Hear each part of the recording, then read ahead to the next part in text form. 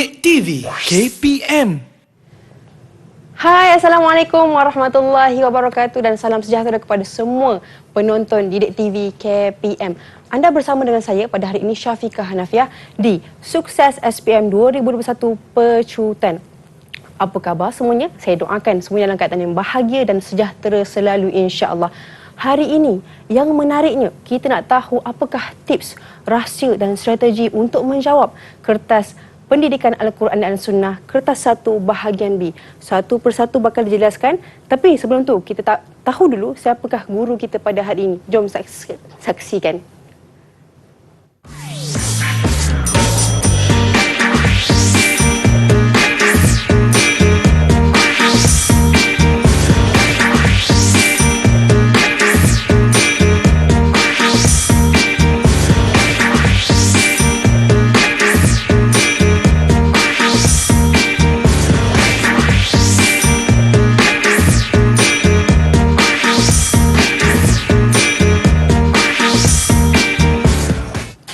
Jadi bersama dengan kita di studio pada hari ini, Ustaz Muhammad Nazam Muhammad Yusof. Assalamualaikum Ustaz. Waalaikumsalam warahmatullahi wabarakatuh. Apa khabar? Alhamdulillah sihat, Syafiqah. Alhamdulillah sihat. Jadi Ustaz, pendidikan Al-Quran dan As-Sunnah, adakah semua murid wajib ambil?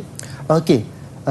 Syafiqah, untuk subjek pendidikan Al-Quran ialah subjek pendidikan Islam elektif yang diambil di SMKA. Okey, Sekolah Menengah Agama Negeri pun ada juga mengambilnya. Kelas Era Agama KA dan juga di SBP pun ada juga. Ataupun sekolah tahfiz ada juga. Baik, kiranya bolehlah murid-murid ini ambil untuk pendidikan Al-Quran dan As-Sunnah. Jadi Ustaz, saya yakin ramai tak sabar nak tahu apa yang bakal dijelaskan oleh Ustaz tentang pendidikan Al-Quran dan As-Sunnah. Jadi, jom kita persilakan. Terima kasih Syafiqah. Bismillahirrahmanirrahim. Alhamdulillahirabbil alamin wassalatu wassalamu ala asyrafil anbiya'i wal mursalin wa ala alihi wa sahbihi ajmain. Jadi alhamdulillah dapat kita bersama-sama pada hari ini untuk Sukses SPM 2021 Pecutan Mata Pelajaran Pendidikan Al-Quran dan As-Sunnah. Jadi apa khabar murid-murid calon SPM 21? Mudah-mudahan dalam keadaan yang sihat dan kita bersedia untuk pecutan kita. Okey, Syafiqah dan semua calon SPM kita. Okey, untuk format pentaksiran sijil SPM 2021 Mata Pelajaran Pendidikan Al-Quran dan As-Sunnah ada 2 kertas. Yang pertama kertas 1 527/1 iaitu instrumen dia ujian objektif dan subjektif. Kemudian jenis item bahagian A objektif pelbagai bentuk, bahagian B subjektif respon terhad respon terbuka, bilangan soalan bahagian A 20 soalan, bahagian B 4 soalan subjektif. Okey, kemudian jumlah markah 100/100, tempoh ujian 2 jam 30 minit. Wajaran untuk SPM ialah 80%. Dan kertas 2 ialah 527/2 ialah ujian lisan yang telah selesai pada bulan November yang lepas. Jadi markah untuk pelajar ini dah ada untuk kertas 2. Yang kita nak bercakap sekarang ialah kertas yang pertama untuk bahagian B. Okey, seterusnya murid sekalian, okey, untuk petang ini Ustaz akan terangkan ialah bahagian B untuk soalan 3 dan 4. Yang mana dalam soalan 3 dengan 4 ni ialah soalan ulum Al-Quran, tingkatan 4 5 markah, tingkatan 5 5 markah, 10 markah, ditambah dengan ulum Al-Hadis tingkatan 4 dan tingkatan 5 5 10 markah. Jadi untuk soalan 3 ini berjumlah 20 markah. Kemudian soalan 4 akidah Islamiah tingkatan 4 5 markah, tingkatan 5 5 markah, 10 markah digabungkan dengan akhlak Islamiah tingkatan 4 5 markah, tingkatan 5 5 markah, 10 markah, 20 markah untuk soalan 4. Jadi kita terus kepada mendalami satu persatu. Okey, untuk bidang ulum Al-Quran, Ustaz percaya murid sekarang sedang berusaha untuk mendalami, untuk menghafal, untuk mengingat semua fakta penting. Tetapi untuk bidang ini, apakah dia perkara-perkara yang perlu murid-murid fokuskan supaya dapat menghafal dengan baik, mengingat dengan baik? Pertama sekali, okey, pengertian istilah ulum Al-Quran wajib dihafal, wajib diingat dan semestinya sebagai guru yang menanda, Ustaz nak jawapan itu sama dalam buku. Contohlah, pengertian Al-Quran, pengertian ulum Al-Quran, pengertian mukjizat, pengetahuan wahyu mesti dihafal sama dalam buku. Jadi Ustaz nak tanyalah kepada Syafiqah. Ya. Okey, apakah dia maksud Al-Quran dari segi istilah? Contohnya lah, apakah maksud Al-Quran dari segi istilah? Silakan Syafiqah. Baik Ustaz, satu soalan yang bagus Ustaz. Saya rasa dari Al-Quran ni Ustaz, dari sudut istilah kalamullah yang bermukjizat yang diturunkan kepada Rasulullah sallallahu alaihi wasallam. Salam. Dan secara mutawatir. Terbaik. Jadi Ustaz nak macam inilah dia nanti jawapan yang keluar dalam SPM nanti. Maksud dia contoh jawapan yang tepat. Sebab apa? Sama dalam buku yang kita hafal. Mesti ada ibu jawapan iaitu kalamullah yang bermukjizat. Satu markah tu. Ditambah dengan 2-3 lagi fakta seperti turun secara mutawatir kepada Rasulullah SAW dan sebagainya. Jadi mesti hafal sama dalam buku supaya dapat markah 2/2. Kalau Syafiqah atau murid jawab tak sama dalam buku, ada iras dengan jawapan, dapatlah 1/2 markah. Jadi pentingnya ada lagi masa, tolong hafal sama dalam buku, insya-Allah dapat 2/2 markah. Okey Syafiqah?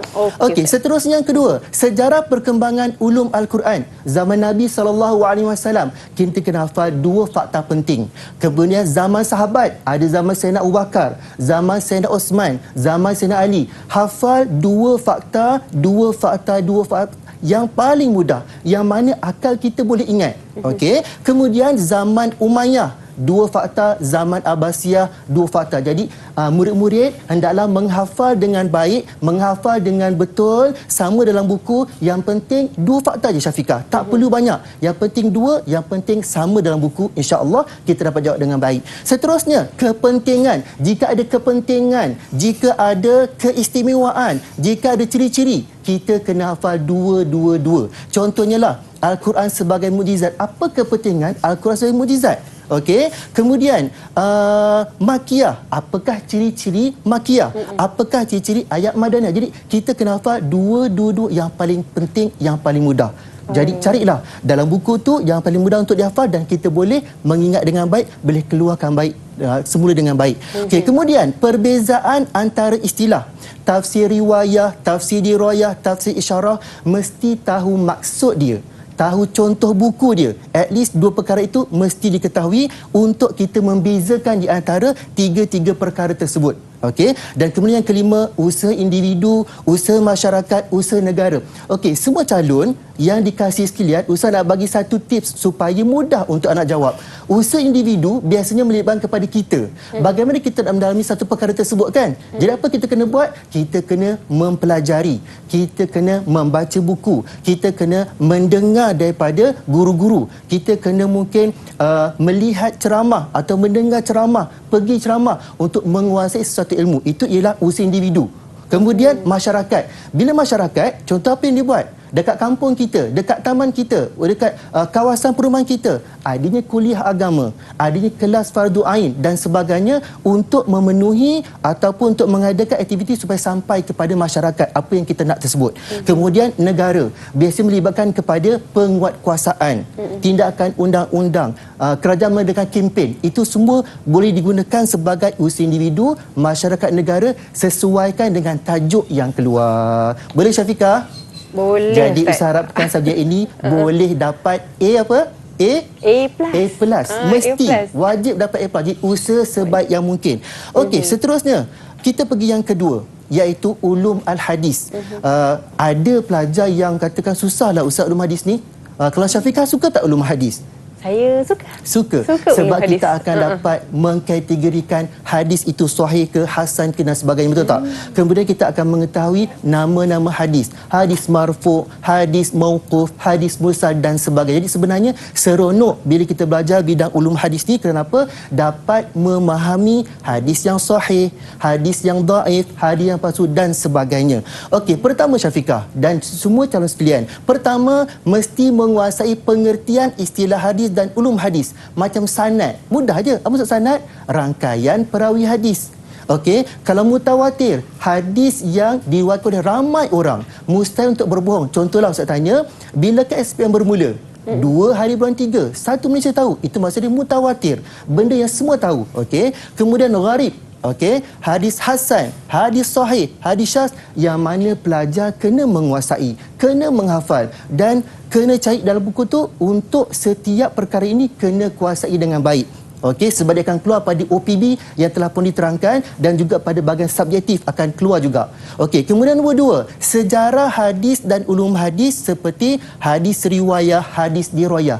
Apakah maksud hadis riwayah? Apakah maksud hadis dirayah? Kemudian zaman Rasulullah, apa yang berlaku? Zaman sahabat, apa yang berlaku? Jadi kena hafal dua fakta. Hadis dirayah, hafal dua fakta juga, zaman Rasulullah juga zaman sahabat dan sebagainya. Okey, jenis bahagian perbezaan ini yang penting dalam bidang ulum al-hadis. Contoh hadis mutawatir, ada jenis dia. Mutawatir lafzi dari segi lafaz ataupun mutawatir maknawi. Dari segi apa, Syafiqah? Dari segi Maknawi.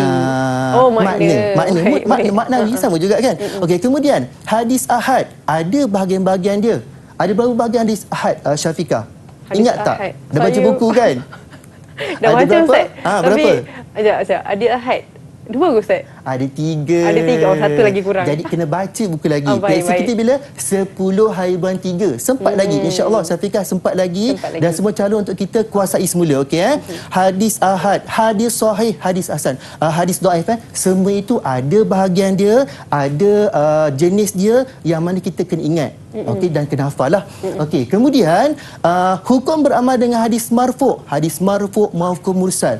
Perkara pentinglah dalam bidang ini ialah maksud hadis kena hafal, hukum beramal kena hafal. Okay, kemudian sunan sitah, metodologi penulisan kitab. Kena hafal nama pengarang kitab dan juga 2 kedudukan dia. Macam Sahih Bukhari, tempat yang pertama. Okey, dalam susunan sunan sitah. Okey, dan juga kita kena ada menghafal, mengingat usaha individu, usaha masyarakat, usaha negara, sama yang Ustaz terangkan tadi. Kalau individu, kita kena mesti membaca buku, menghafal buku. Okey, dan kalau misalnya masyarakat membuat program, kalau negara penguatkuasaan, kempen dan sebagainya. Inilah dia perkara-perkara yang Syafiqah dan semua calon SPM kena kuasai dalam bidang ini. Kenapa? Semua bidang akan masuk dalam periksa Syafiqah. Tidak ada bidang yang orang kata boleh tak jawab, tak boleh. Sebab dia akan menyumbang markah. Mana kalau tak baca, dia akan hilang markah kat situ. Jadi, Ustaz mohon kepada semua calon, tolong baca betul-betul. Ada lagi masa, insya-Allah kita boleh berjaya dengan cemerlang dalam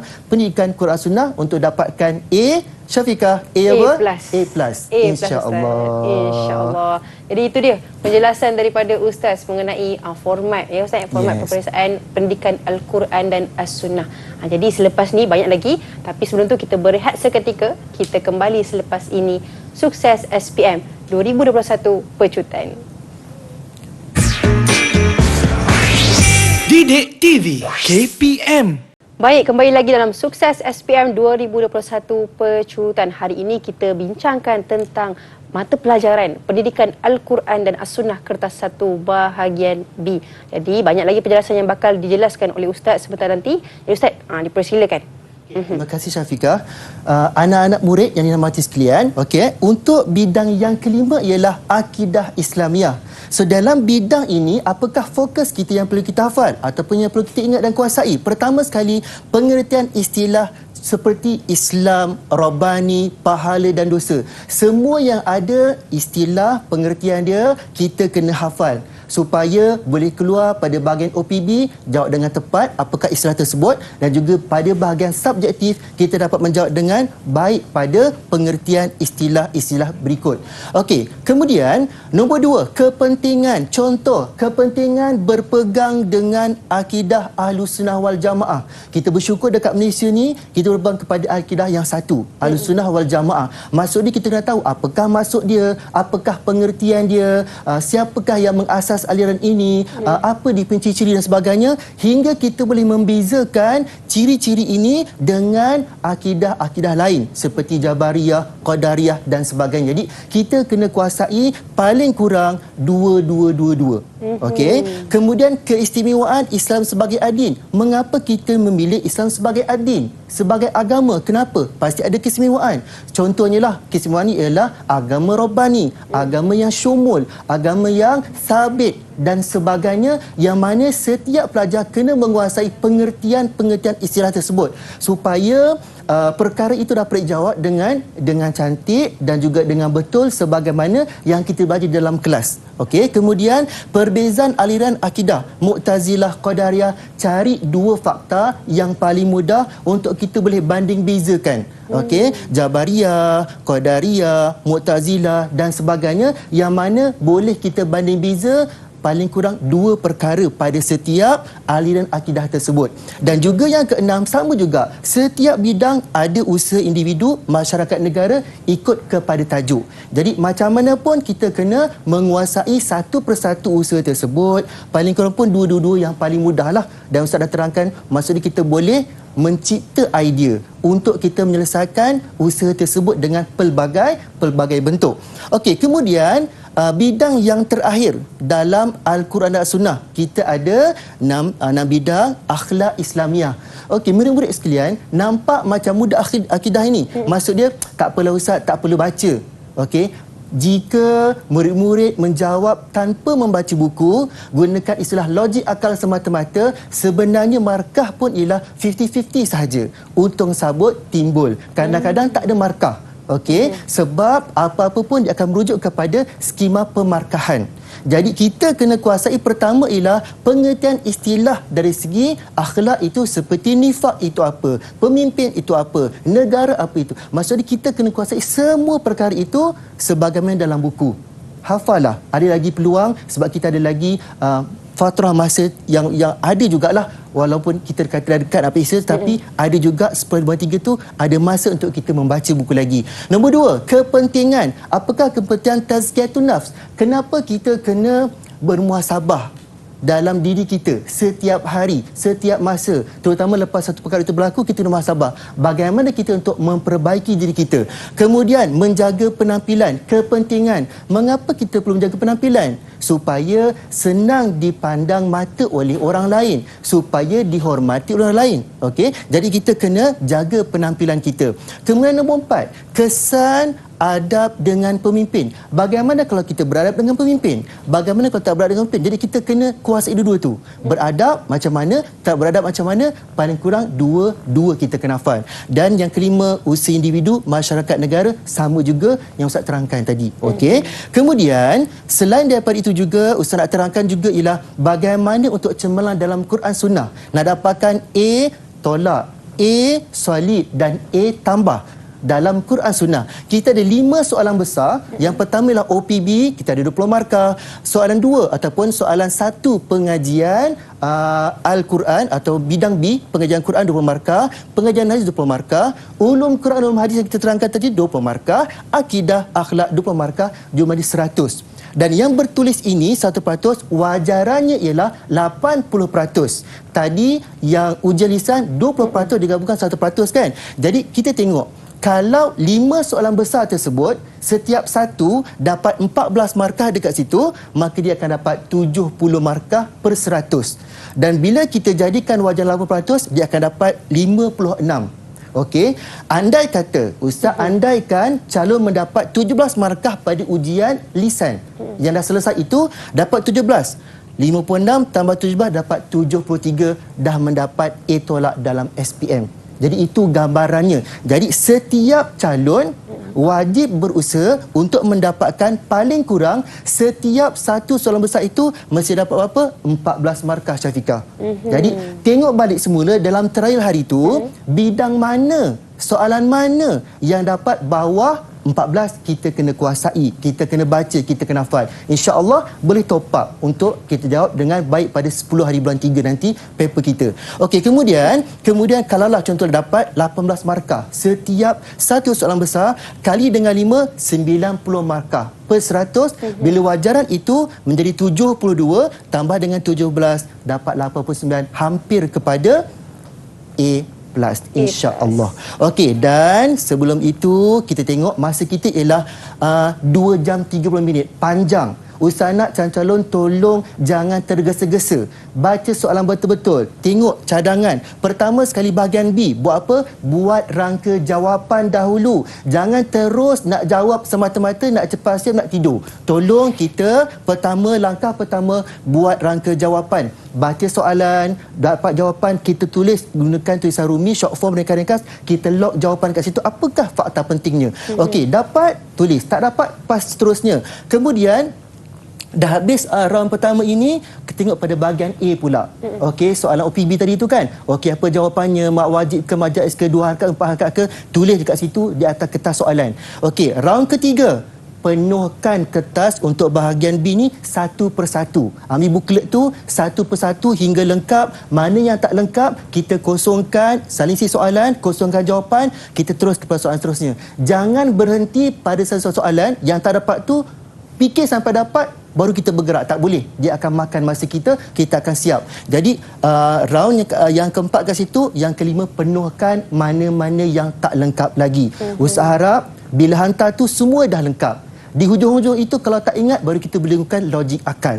Yang penting hantar itu mesti lengkap. Jangan ada yang tidak berjawab. Sebab pemeriksa, dia nak bagi markah kepada kita. Bila murid-murid tidak menjawab, terus kosong, mudah pemeriksa sebut.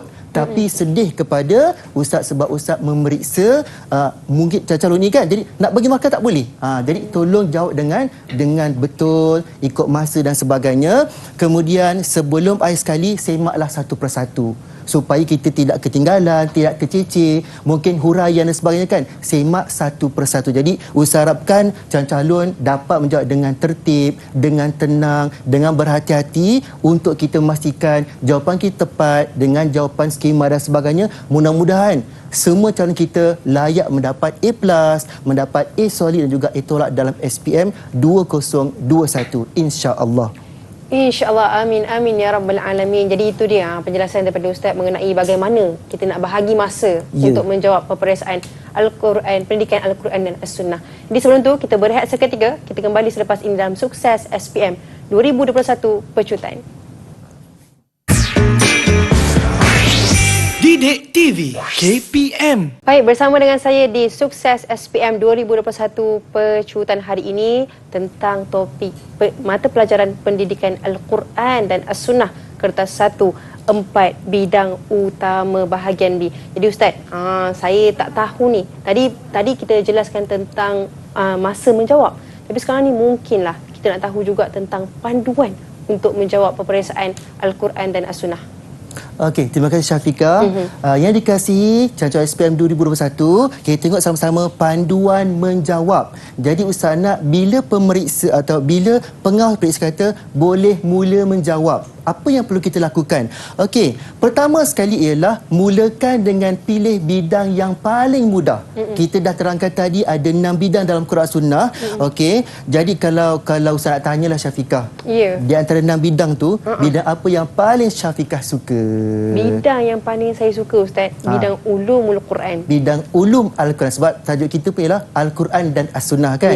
Okey, alhamdulillah. Jadi setiap murid tak sama minat dan juga kesungguhan dalam bidang tersebut. Jadi tak kisah, mulakanlah apa juga bidang, yang penting bidang yang paling murid-murid suka. Contoh bidang-bidang, ada murid yang suka soalan 4, akidah dengan akhlak. Akhlak mudah Ustaz, saya nak jawab yang tu dulu. Boleh, tak ada masalah. Ataupun soalan 3, ulum Quran, ulum hadis, macam Syafiqah suka. Boleh juga pada soalan 3. Ataupun Ustaz, saya suka soalan 1 lah. Apa soalan 1? Pengajian Al-Quran, tingkatan 4, tingkatan 5. Ataupun soalan 2, pengajian Al-Hadis. Tak ada masalah. Yang penting kita mulakan bidang yang paling kita suka sebagai pembuka semangat untuk kita menjawab dengan tertib satu persatu. Itu yang pertama sekali. Okey, yang kedua, panduan yang kedua ialah membuat rangka jawapan bahagian B subjektif dahulu. Maksud dia, jangan tergopoh-gapan nak jawab pada bahagian OPB sebab kita ada 6 bidang.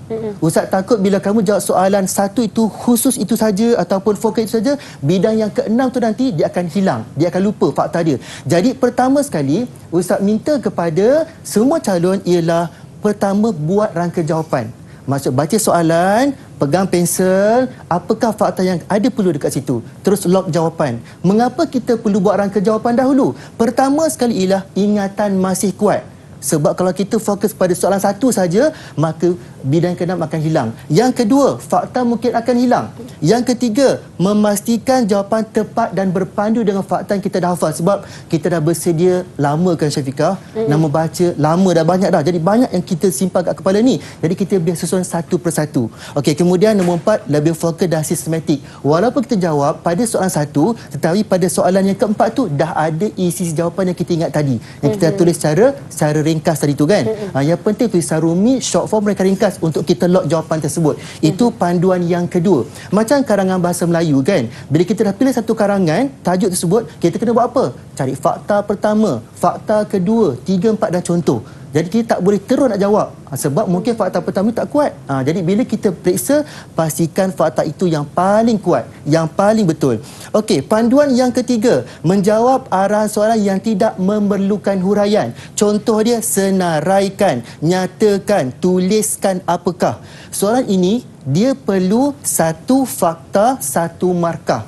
Tidak perlu huraian, ringkas sahaja. Contohlah, sebutkan 2 syarat mentafsir Al-Quran. Pertama, mahir ilmu nahu, kedua mahir ilmu balaghah. Jadi tak perlu kepada huraian. Yang penting kalau betul, satu-satu dapat 2/2 markah. Itu contoh panduan yang ketiga. Okey, panduan yang keempat, menjawab arahan soalan yang memerlukan huraian. Apa contoh arahan soalan yang memerlukan huraian? Ada soalan yang dimulakan dengan terangkan, jelaskan, huraikan, bagaimanakah bincangkan. Jadi bila soalan itu dimulakan dengan arahan ini, dia memerlukan kepada huraian. Ada setengah calon ni yang menjawab demi fakta saja. Jadi bila fakta saja, dia akan dapat 2/4. Sebab apa? Tidak ada huraian. Walaupun 3/4 tu fakta dia betul, tapi pemeriksa dia nak apa? Nak fakta huraian. Jadi kena berhati-hati, jangan cuai dalam periksa sebab periksa tu nak menentukan cuai ke tidak cuai kan. Jadi kena beringat segala teknik yang diberikan itu kena sentiasa diingati ketika menjawab. Okey, kemudian panduan yang kelima, baca arahan soalan hingga perkataan terakhir Syafiqah. Kenapa? Sebab kadang-kadang ada calon yang tergesa-gesa. Dia nak tidur cepat, nak cepat siap dan sebagainya kan. Akhirnya bila keluar dewan, Ustaz, kenapa saya jawab ni? Salah, pada saya tahu. Itu contoh kecuaian. Sebab apa? Tidak membaca arahan soalan hingga perkataan terakhir. Jadi dalam periksa, walaupun satu markah sangat penting kepada seseorang calon sebab boleh membezakan grade A+ ke, A tolak ke dan sebagainya. Okey, jadi mengelakkan kekeliruan dan kecuaian. Contoh soalan, terangkan 2 perbezaan antara hadis qudsi dengan hadis nabawi. 2 perbezaan. Pelajar yang tidak cuai, dia ada 2 pada hadis qudsi, 2 pada nabawi. Ada 4 markah. Tapi pelajar yang cuai kadang-kadang dia hanya jawab 2 pada hadis qudsi sahaja. Jadi kat situ dah hilang 2 markah. Okey, itu contohlah. Okey. Seterusnya, yang keenam, gariskan kehendak soalan. Gariskan kehendak soalan. Sambil pegang pen, murid-murid kena tandakan arahan soalan. Dia nak apa? Nyatakan 2 kepentingan. 2 tu bulatkan pun boleh, gariskan pun boleh. Jadi minda kita fokus kepada 2 kepentingan. Apa dia? Mempelajari ulum al-hadis dalam kehidupan. Okey. Nyatakan tadi dah terangkan, tak perlu kepada huraian. 2, markah pun 2. Mesti ada 2 jawapan dekat situ. Jangan kurang daripada 2 lah. Sebab kalau kurang tu, confirm kita dapat 1/2. Itu pun kalau betul. Jadi, 2 kepentingan ulum al-hadis ialah nombor 1, ibadah dan amalan seorang akan diterima Allah SWT. 1 markah. Nombor 2, umat Islam dapat menolak dakwaan palsu tentang hadis. Dapat 2/2. Jadi tolong pastikan, gariskan kehendak soalan, bulatkan sebagai pembuka minda kita, apa jawapannya, berapa yang dia nak, berapa markah dan sebagainya. Okey, seterusnya, panduan yang ketujuh, tulis jawapan lebih daripada yang diminta. Okey, contoh soalan, nyatakan 2 faedah pembukuan Mushaf Osmani. Okey, jadi cuba kita sama-sama tengok jawapan kita. Yang pertama, kerana sahabat kuat ingatan. Itu bukan jawapan yang tepat ataupun yang betul. Kira salah. Bila salah, Ustaz jadikan ulama sebagai peringatan kepada kita. Maksud dia, di situ pemeriksa akan tanda pangkah. Okey, dah hilang. Nombor 2, menyatukan seluruh kaum muslimin pada satu mushaf. Baca dengan betul, dengan mungkin barisnya betul dan sebagainya kan. Jadi, jika calon itu menjawab 1 dengan 2 sahaja, maka dia akan dapat 1/2 di situ. Tetapi kalau ada jawapan nombor 3 menjadikan surahnya tersusun, maka pemeriksa akan tanda juga nombor 3 itu dapat lagi 2/2. Jadi kesimpulannya ialah bila kita baca buku, kita menghafal, keluar periksa, jawapan kita sebetul, tidak perlu jawapan tambahan. Tetapi bila tidak yakin jawapan tersebut, lebihkan jawapan, mudah-mudahan ada membantu kita. Salah yang pertama, yang ketiga itu betul, masih dapat 2/2 markah. Boleh faham Syafiqah? Boleh faham Ustaz. Usaha harap semua calon faham dan dapat buat yang terbaik untuk 10/3 kertas kita Quran Sunnah. Okey, seterusnya panduan yang ke-8. Jangan jawab dalam payung yang sama. Tahu payung? Payung tak tahu? Bukan payung tu. Sekarang musim hujan kan? Bukan payung tu. Okey, dari segi pemeriksaan atau penandaan kertas, okey, contoh, nyatakan 2 kepentingan Al-Quran turun secara berperingkat dan beransur-ansur. 2 markah. Nyatakan 2. Tak perlu apa? Tak perlu huraian kan? Okey, jadi contoh jawapan. 1. Memudahkan para sahabat menghafaz dan mengamalkan. Betul tak? Betul. Nombor 2. Dapat dihafaz dengan lebih baik. Betul tak? Betul. Tetapi 1 dengan 2 Roman sama tak maksud dia Syafiqah? Sama Ustaz. Sama. Bila sama, maksud dia ialah payung yang sama. So bila menanda, okey, pemeriksa akan buat kira 1 markah. 1 tanda right, bawah tu tanda 2 kali. Maksud dia kat situ 1 markah saja.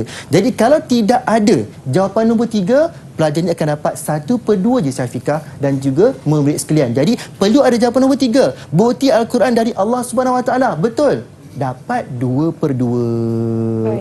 Okey, jadi dekat situlah maksud jangan jawab dalam payung yang sama. Maksud dia apa? Konten dia sama, hanya pelajar itu tukar perkataan lain. Tetapi kena ingat, guru dah menghafal jawapan. Dah ini agak kepala, tak boleh nak bohong. Jadi jawapan mesti tak sama, 1 Roman, 2 Roman, 3 Roman. Okey, seterusnya ialah panduan yang ke-9. Hendaklah mencirikan jawapan atau jawab dalam bentuk bernombor, berpoin. Kenapa? Sebab pemeriksa nak cari 1, 2 jawapan. 1 ataupun 2 jawapan. Jadi bila bernombor, memudahkan pemeriksa nak cari apa poin dia. Apa poin pertama, apa poin kedua, mudah untuk ditanda oleh pemeriksa kita. Okey, contoh, jelaskan 2 inovasi Mushaf Osmani, 4 markah. Okey, jawapan contoh. Menambahkan tanda titik dan baris. Menambahkan info asbabun nuzul bagi menerangkan turunnya ayat.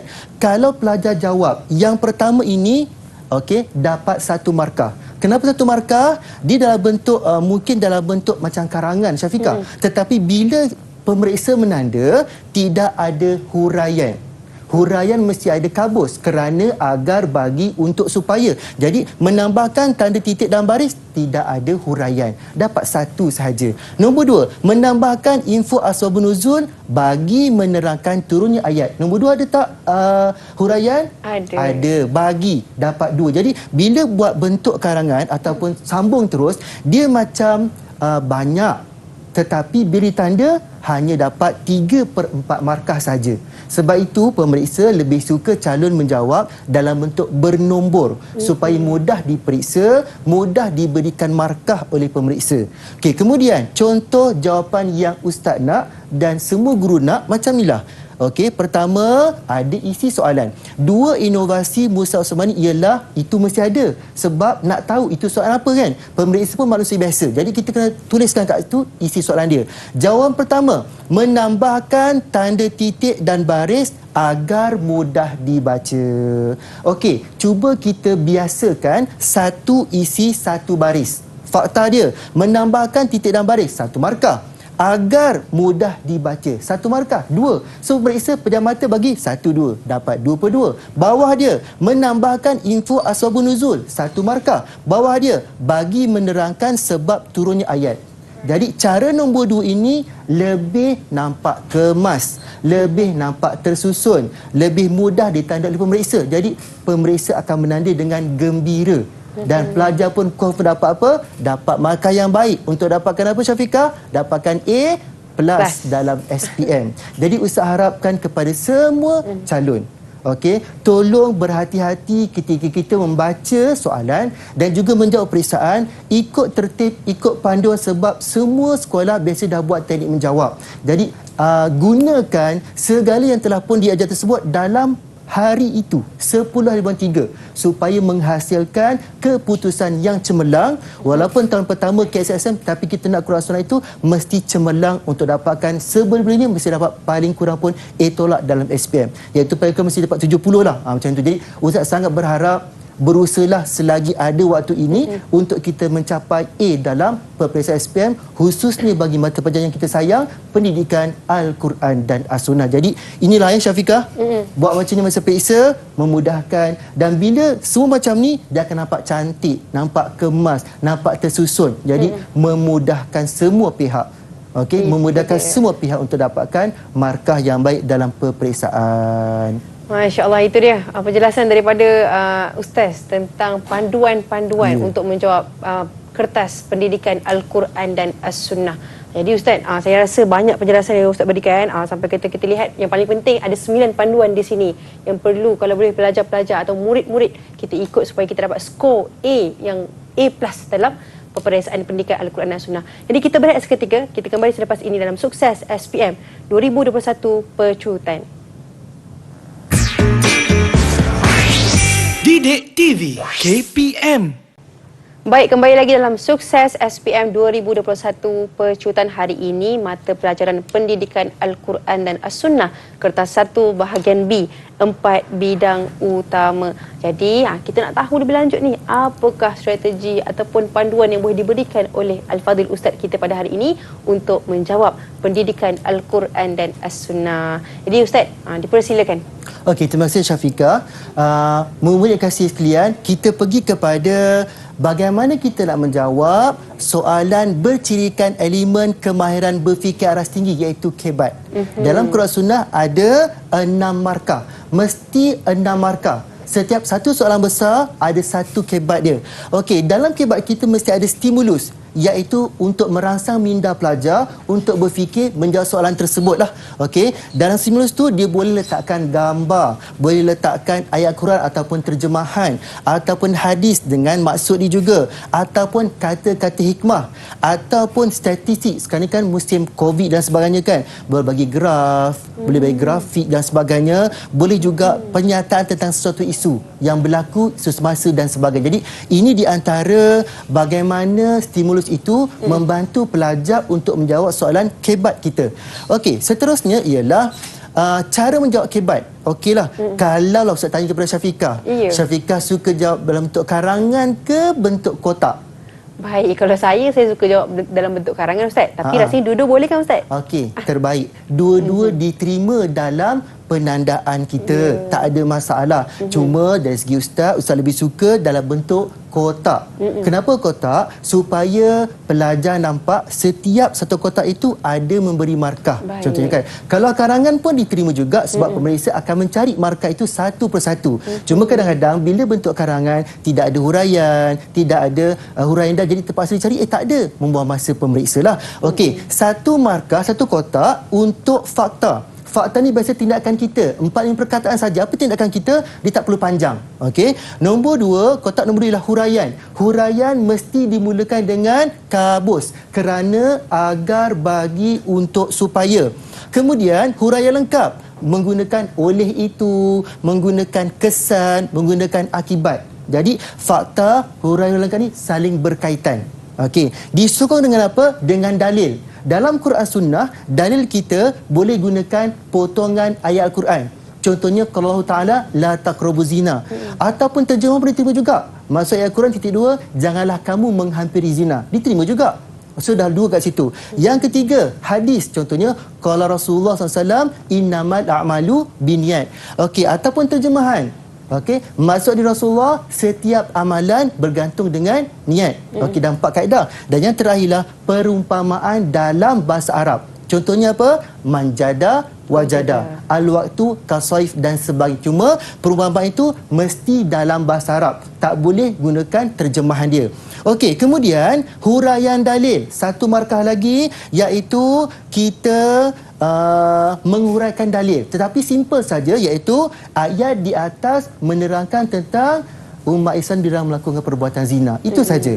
Ataupun kita gunakan terjemahan kan, Maksud ayat di atas menerangkan kita dilarang melakukan perbuatan zina. Okey, kalau hadis, maksud hadis di atas menerangkan apa? Maksud hadis di atas menerangkan apa? Jadi benda tu bergantung kepada sama ada ayat kita nak tulis ataupun terjemahan pun diterima juga, dan pengumuman di atas menerangkan apa. Itu saja untuk huraian dalil, dan kesimpulan mesti ada fakta dan huraian. Fakta dan huraian yang mana fakta ini menyokong kepada fakta di atas. Bukan kita ambil fakta ke atas itu letak kat bawah, tak. Dia mesti menyokong fakta dekat atas itu. Jadi kita ada 6 markah semua sekali. Jadi Ustaz nak bagi contoh. Okey, contoh soalan kebat yang pelajar boleh gunakan nanti kaedahnya untuk menjawab. Contoh soalan.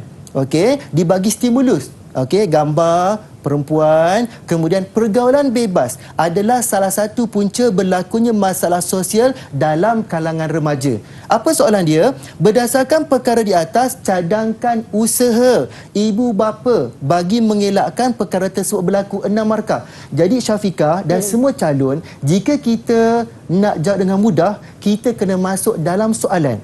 Kita sebagai pelajar kan masuk kepada kehendak soalan. Apa? Kita sebagai apa? Sebagai ibu bapa. Sebagai ibu bapa, apa langkah kita untuk memastikan anak kita tidak terlibat dengan masalah sosial?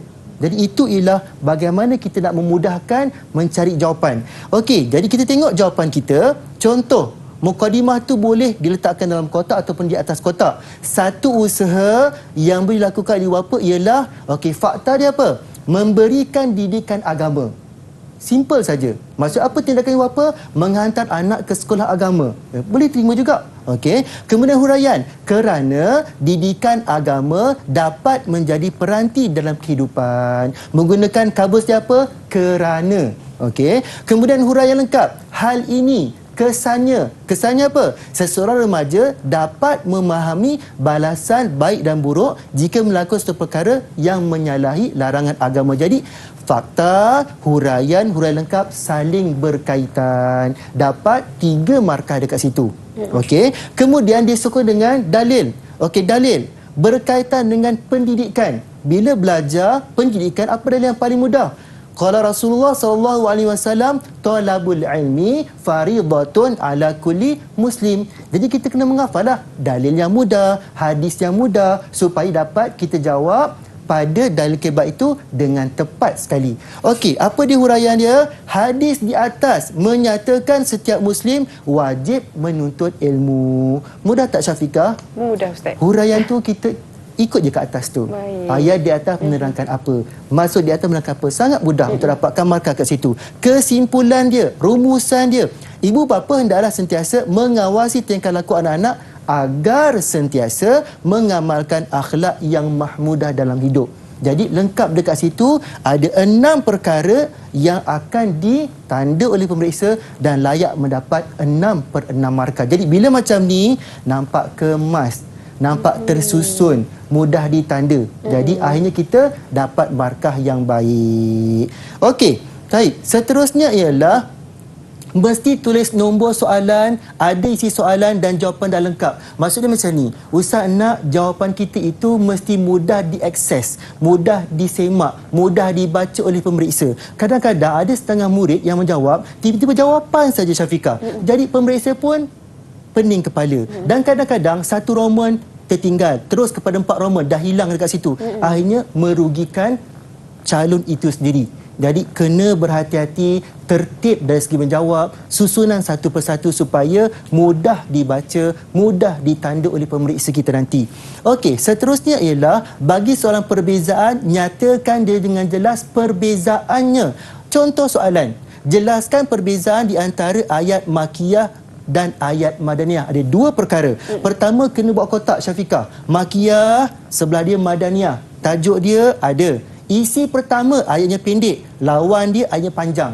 Kalau bahasa Arab dia ya ayuhan nas. Okey, iaitu gunakan lafaz wahai manusia. Yang sebelah dia gunakan lafaz wahai orang beriman, ya ayyuhallazina amanu. Jadi dekat situ nampak perbezaan. Satu pendek, lawan dia panjang. Nombor 2, ya ayuhan nas, lawan dia ya ayyuhallazina amanu. Mesti nampak perbezaan sebab kita nak perbezaan. Jika tidak ada perbezaan, dapatlah 2/4 sahaja. Sebab apa? Dapat 2 sebelah saja, tak ada perbezaan. Jadi kena berhati-hati, kena beringat. Sebab itu saya pesan hafal 2 fakta sahaja yang paling mudah pada setiap ayat makiyah, ciri ayat madaniyah untuk dihafal. Dan yang dihafal itu ambil fakta yang paling ringkas dan paling mudah. Yang penting kita boleh ingat. Okey, seterusnya ialah manfaatkan kertas jawapan. Yang pertama, setiap soalan besar jawab pada selai kertas depan dan belakang. Bayangkan Syafiqah satu helai ada 2 muka kan? Muka yang pertama itu untuk bahagian akidah saja. A dan B 10 markah. Dan belakang dia untuk akhlak, bahagian A dan B juga ialah 10 markah juga. Jadi satu helai itu bersamaan 20 markah. Mulakan soalan baru pada helaian kertas yang baharu. Soalan 1, helaian pertama. Soalan kedua, helaian kedua. 3 dengan maksud ada 4 helai. Ada 4 helai yang pelajar wajib jawab menyumbang kepada 80 markah. Tambah objektif 20, 100/100. Okey, seterusnya peringatan kepada calon. Maksud dia apakah yang perlu kita lakukan dalam saat-saat genting sekarang ini. Okey, dengan suasana COVID sekarang ni, Ustaz sangat berharap semua menjaga kesihatan, jaga keselamatan, jaga SOP sebab masa dan kesihatan sangat berharga, memungkinkan kita untuk periksa pada 2 hari bulan 3. Okey, pertama sekali, bila kita periksa nanti, mestilah tulis angka giliran dan nombor kad pengenalan dengan betul pada buklet kita ataupun pada test pad kita. Nombor 2, persediaan dan ulang kaji mesti cukup. Sekarang ni ada lagi masa, manfaatkan masa, kurangkan yang lara-lara, kurangkan main handphone dan sebagainya. Fokus untuk kita menghafal, mengulang kaji dan sebagainya. Faham soalan dengan betul. Dah terangkan tadi kan macam mana arahan soalan, markah berapa, ingat baik semula, ikut panduan markah yang diberikan. 2 markah ke, 4 markah ke, peluraian ke tak peluraian ke, kena ingat semula ketika periksa. Jangan tertinggal anak soalan. Maksud dia bila kita dah jawab, kita tengok soalan 1 Roman, 2 Roman, 3 Roman. Ada, cukup. Okey, belakang dia pula contohnya kan 1 Roman, 2 Roman, 3 Roman, 4 Roman. Cukup. Jadi kita kena tengok dan simak jawapan kita satu persatu supaya tidak ada yang keciciran. Jika salah tulis, potong gunakan pembaris. Jangan hitamkan. Sebab sekarang ni kertas kita akan di-scan. Bila dihitamkan, banyak yang hitam. Kan bila scan. Jadi kita kena gariskan saja, tulis sambung kat sebelah dia. Macam tu. Kemudian tulisan perlu jelas dan kemas. Hitam, kalau gunakan pen hitam, betul-betul hitam. Kalau misalan biru, betul-betul biru. Dan pastikan besarkan tulisan. Jangan kecil sangat. Okey, susunan ikut turutan soalan 1, 2, 3 dan 4. Nombor 9, jangan tertinggal huraian. Tadi kan kita kata terangkan, jelaskan tu kan. Mesti ada fakta huraian kan. Jangan tidak ada huraian. Jawapan berdasarkan ayat atau hadis yang diberikan sahaja. Maksud dia tengok betul-betul ayat tersebut, intisarinya ke, berdasarkan yang diberikan saja. Dan yang terakhir, bahasa yang mudah difahami, bahasa buku teks. Jadi bahasa negeri tidak boleh digunakan sebab tidak difahami oleh penanda yang lain. Jadi kena berhati-hati. Jadi perkara-perkara inilah kadang-kadang kecuaian-kecuaian yang boleh menyebabkan markah kita dipotong. Jadi untuk periksa, memang kita kena berhati-hati, jawab sebaik yang mungkin, elakkan sebarang kecuaian, mudah-mudahan mendapat kecemerlangan. Teruskan usaha, semoga berjaya mendapat IPA dari SPM 2021. Usaha doakan semoga boleh kejayaan yang cemerlang. Amin ya rabbal alamin. Amin ya rabbal alamin. Terima kasih Ustaz Nazam atas penjelasan pada hari ini berkaitan dengan kertas peperiksaan pendidikan Al-Quran dan As-Sunnah.